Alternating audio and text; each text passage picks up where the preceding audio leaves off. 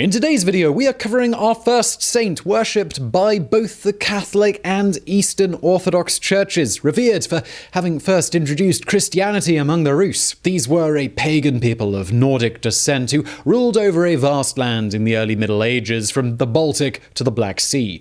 But her holy title should not fool you, as she did not dedicate her life solely to prayer and converting the heathen. The saint was a ruler, the regent of the Principality of Kiev, and one of the most powerful women of the early Middle Ages. Most of her life is lost to the shadows of history, while the rest has emerged from the mists of legend. In today's Biographics, we're going to learn how this widow of a prince with an infant son defended her throne against insidious suitors, hostile tribes, and invading nomadic raiders. Most of all, we're going to hear the incredible story of how she avenged her husband with acts of escalating, ruthless cunning. Please welcome today's protagonist, Princess Olga of Kiev.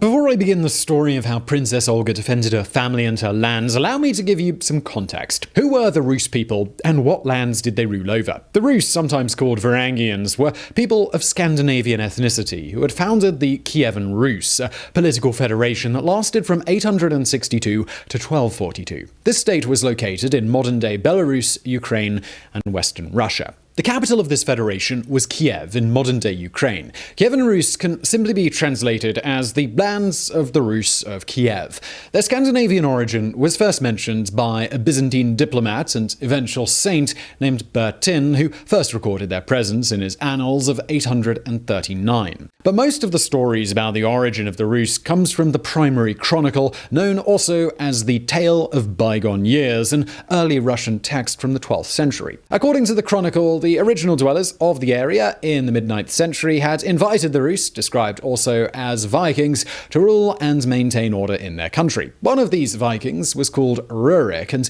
he founded his own dynasty, which ruled over the area for more than 7 centuries. The first Tsar of Russia, Ivan IV, also known as Ivan the Terrible, was a direct descendant of Rurik's. The Kievan Rus, however, had ceased to exist as a political entity long before Ivan. Between 1237 and 1242, the federation was overrun by the unimpeded advance of the Mongol hordes. The federation was divided into smaller, disjointed countries, which eventually evolved into Ukraine, Belarus, and Russia. But now let's get back to Rurik, because his bloodline is directly involved in our main story today. At an unspecified time in the second half of the 9th century, Rurik had established his capital in Novgorod, and his men had begun raiding the surrounding area in true Viking style, even going so far as attacking Constantinople. When Rurik died of natural causes, his firstborn son Igor was too young to rule and was put under the care of Oleg of Novgorod.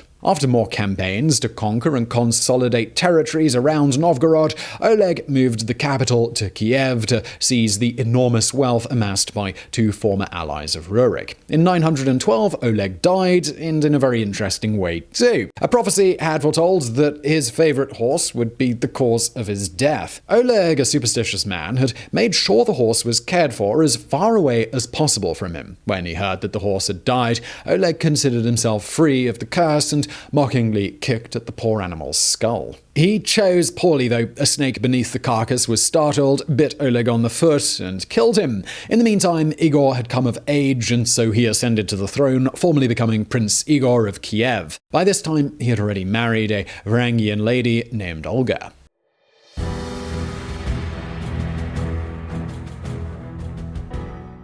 Following in the footsteps of his father and his guardian, Igor continued engaging in successful conquests, raiding the neighboring territories and exacting heavy tributes to fill his coffers.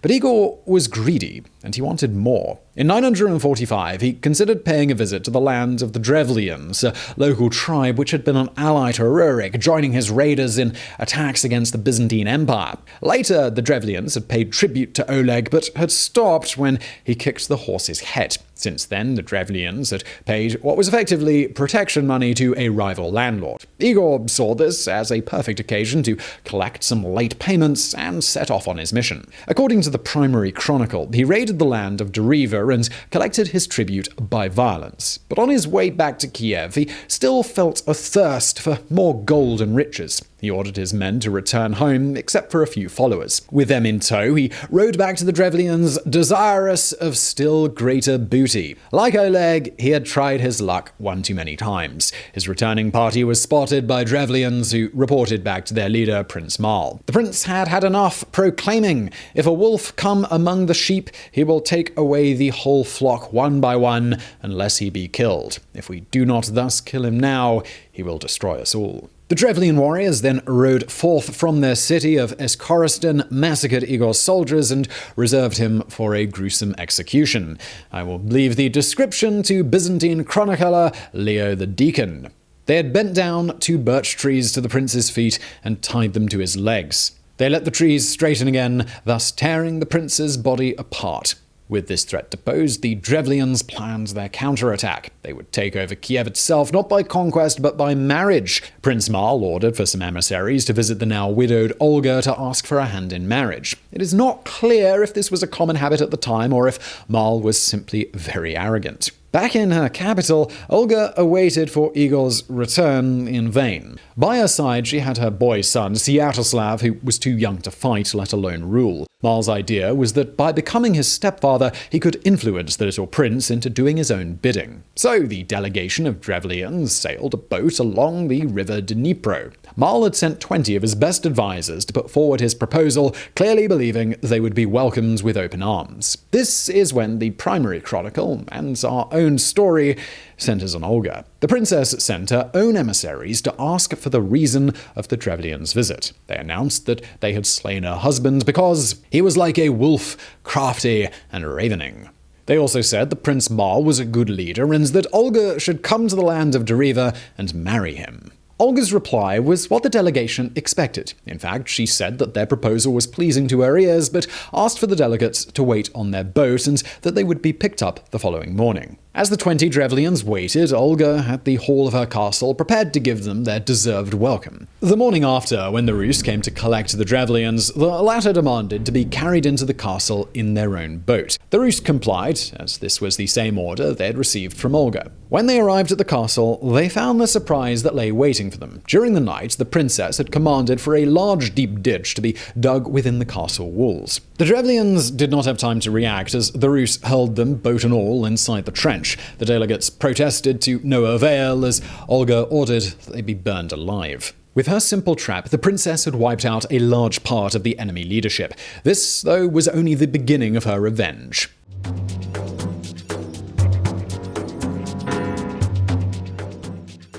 Prince Mal was unaware of what had happened in Kiev, so he was not suspicious of the message he received from Olga. She insisted that she was eager to meet, but she would only do so if Mal sent more of his own distinguished men to pick her up. The prince, who it is safe to say was quite a gullible man, agreed to it and gathered more of his chieftains, warriors, and advisors to pay homage to the Rus princess. When this second delegation arrived in Kiev, Olga demanded that they bathe before she would give them audience. The Drevlians, surely tired, sweaty, and covered in dirt from the journey, eagerly complied and entered the bathhouse that had been readied. As they relaxed inside the sauna, they were startled by a sharp noise. Somebody was locking the doors from outside. Their attempts to force their way out were futile. In horror, they heard Olga's stern voice through the wooden doors. She had just given orders to set the house on fire. First by earth, then, by fire, the Princess Regent had sealed her first 2 murderous campaigns against the enemy tribe, with their leadership almost entirely decapitated. But she wasn't done yet. Before Mal could become suspicious of the long absence of his men, she sent another message. "I am now coming to you, so prepare great quantities of mead in the city where you killed my husband, that I may weep over his grave and hold a funeral feast for him." Mead was a popular alcoholic beverage in medieval times, made with fermented honey and water. When they received the message, the Drevlians set to work preparing gallons of mead and a lavish feast. Olga arrived shortly thereafter, with a small escort in tow. She arrived at Igor's tomb and asked her men to build a funeral mound, around which the Drevlians gathered for the funeral feast. Some Drevlian, who was smarter than the others, asked what had become of the 2 delegations they had already sent, to which the sly Olga replied that they were on their way, escorted by her late husband's guard of honor. With the Drevlian judgment clouded by the rivers of freely flowing mead, they swallowed the lie very easily. Olga asked her men to wait upon the Drevlians, ensuring their cups were never empty. She waited patiently until they were all drunk, and at her signal, the massacre started. Taken by surprise, her enemies fell one by one under the blades of the Rus. According to the Chronicle, 5,000 Drevlians were cut down at the Red Funeral.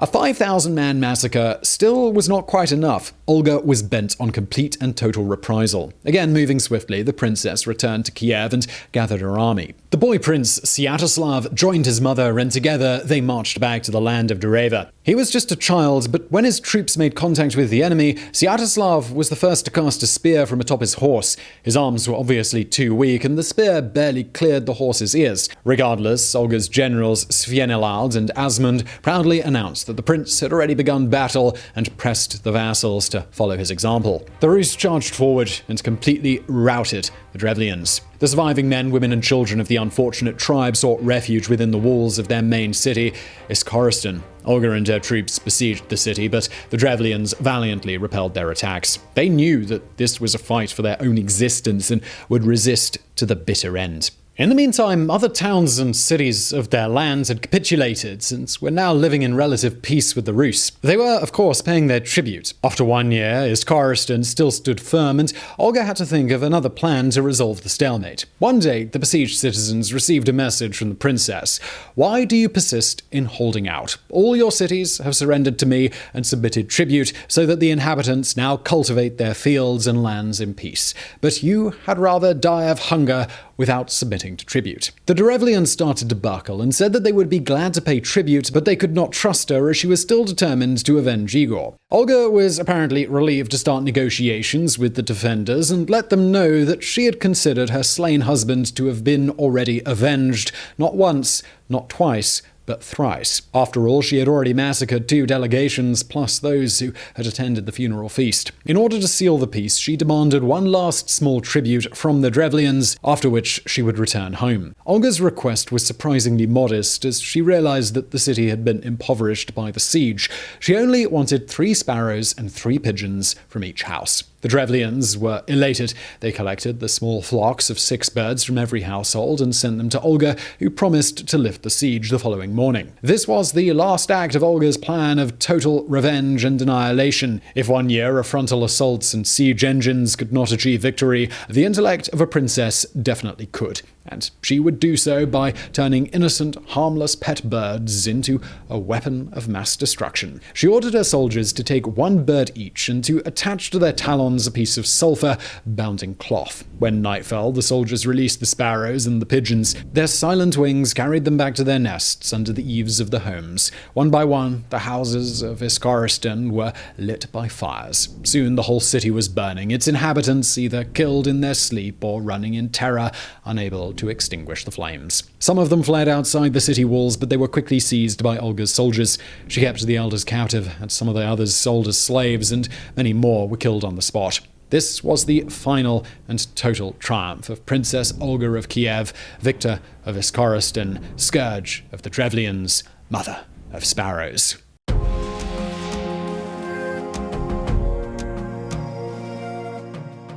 In the following years, until 948, Olga continued to act as regent for her boy, Prince Vyacheslav. The Drevlians had been completely subdued and paid regular tribute to the Rus. The principality was at peace and grew prosperous. Finally, the princess set on a journey to Constantinople, or as the Rus called it, Tarsagrad, the city of Caesars. The Chronicle does not offer a reason for this visit, but we can assume it was of a diplomatic nature. The Rus and the Byzantine Empire had a love-hate relationship characterized by raids and attacks by both sides, but also by trade and occasional cooperation. It was during this period that Byzantine emperors actually started to recruit Rus warriors to their elite Varangian guard. In 948, the emperor was Constantine VII, who, upon meeting Olga, immediately took a liking to her. Impressed by her beauty and intellect, Constantine remarked that she was worthy to reign with him. We have learned by now that Olga did not take well to suitors. But in this case, her reaction was,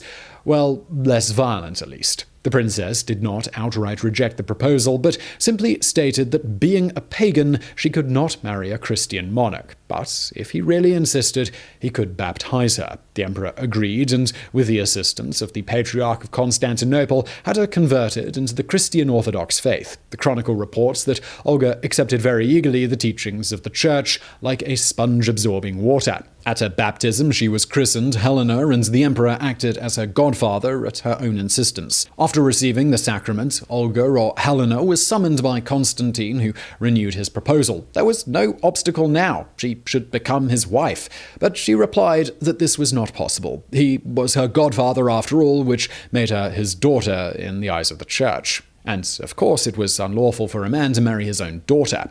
The emperor considered her reply, then simply said, "Olga, you have outwitted me." He then covered her in gifts, gold, silver, and silks, and he bade her farewell. Olga had barely returned to Kiev when she received a message from the emperor. Apparently, those gifts were not entirely for free, and he expected slaves, wax, furs, and mercenaries in return. Olga was unfazed, and she simply replied to the Byzantine envoy that she would pay back her due only if the Caesar was willing to spend as much time in Kiev as she had spent in Constantinople. It is not recorded whether the emperor paid her a visit, so we will assume that he didn't, and she had outwitted him yet again. Now, as a recently converted Christian, Olga tried to spread her newfound religion among her people, starting with her own son. But Prince Sviatoslav was not convinced, fearing he would be mocked by his subjects if he did so. Olga accepted this refusal as her only defeat so far, but according to the chronicle, she prayed day and night for God to forgive the heathen souls of Sviatoslav and the Rus. By 956, Prince Sviatoslav had come of age, and hungry for conquest, he built a valiant army and set off on several lengthy campaigns away from Kiev. When he was away, the land of the Rus was invaded by the Pechenegs, a nomadic tribe. They swept through the country and eventually attacked Kiev. Olga shut herself up in the city with her grandsons Varapolk, Oleg, and Vladimir. Now it was her turn to be under siege. The only chance of survival for the Kievans was to send a message to a relief force on the other side of the river Dnipro. A clever boy, whose name was never recorded, volunteered for the sortie. He could speak the language of the Pechenegs, and so he simply walked out of the city with a bridle in his hand, asking the nomadic riders if anybody had seen his horse. The ruse worked, and he was able to jump into the river and swim over to the other shore. The relief army soon arrived, and their general, called Pratik, convinced the leader of the Pechenegs that his was just the vanguard of a massive army led by Vyaroslav. These Rus were incredibly crafty, and apparently all of their foes were a bunch of yokels. The Pechenegs, they bought the lie and agreed to a truce. In the meantime, Olga had sent a messenger to recall the prince, who returned in time to decisively drive the Pechenegs back into the steppes. For many years, Sviatoslav remained in Kiev, finally fulfilling his duties of ruler in addition to his early honors as a conqueror. But in 969, he announced to his mother and his advisors, the boyars, that he had no intention to remain in Kiev anymore. During his earlier campaigns, he had established his base in the city of Pereyatslavets, where all his riches were concentrated. He said, "Gold, silks, wine, and various fruits from Greece, silver and horses from Hungary and Bohemia, and from Rus, furs, wax, honey, and slaves." If that was the truth, he had a point. But Olga was sad to see him depart once again. Now aged 70, the princess was in poor health and begged him first to await her death and then go wherever he would like. The prince yielded, but he did not have to wait long. 3 days after Olga had made her plea, she died. Her son, her grandsons, and all of her people wept for her in mourning. Olga had given command not to hold a funeral feast for her, as was part of pagan tradition. Instead, she had called for a Christian priest to perform the last rites in a subdued ceremony. It was her grandson, Vladimir the Great, who eventually converted all of the Kievan Rus to the Orthodox faith, but Olga was hailed by later generations as equal among the apostles for her role as a precursor to the widespread introduction of Christianity. In the primary chronicle, it is written that she was as the dawn precedes the day. She shone like the moon by night, and she was radiant among the infidels like a pearl in the mire. She was the first from the Rus to enter the kingdom of God, and the sons of Rus thus praise her as their leader, for since her death she has interceded with God in their behalf. Princess Olga of Kiev was canonized in 1547, officially becoming Saint Olga. She is probably the only mass-murdering saint in history, but I might be wrong on that one. Other monarchs and popes have been canonized over the centuries, and these rulers can rarely have a career without getting their hands at least a little bit bloody. So I really hope you enjoyed today's video. As I mentioned at the start, it's difficult to discern which part of Olga's life belonged to the realm of history and which belonged to the realm of myth. I mean, what parts do you think were true and what do you believe was just medieval propaganda? Leave a comment below. Also, please do share and subscribe. And as always, thank you for watching.